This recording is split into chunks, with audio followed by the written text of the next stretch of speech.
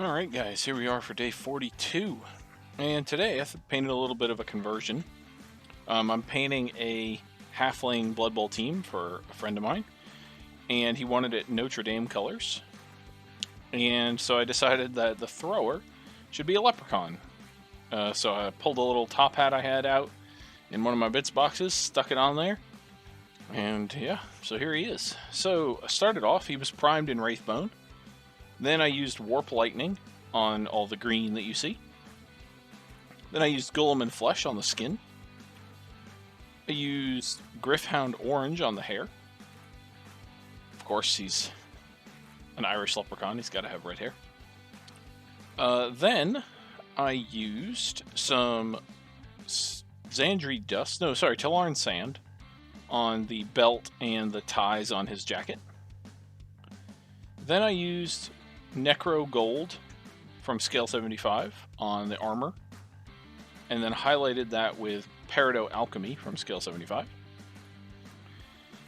I then highlighted the green with Sybarite Green.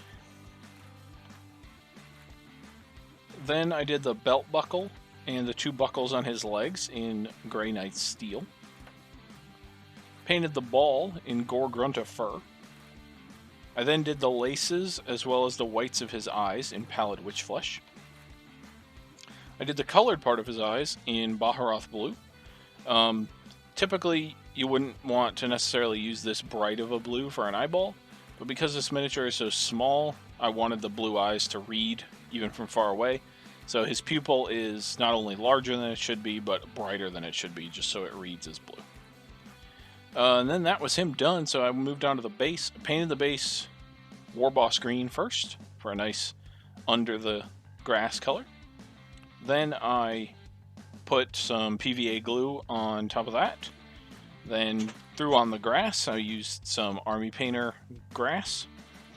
Then I painted the base rim Cygor Brown.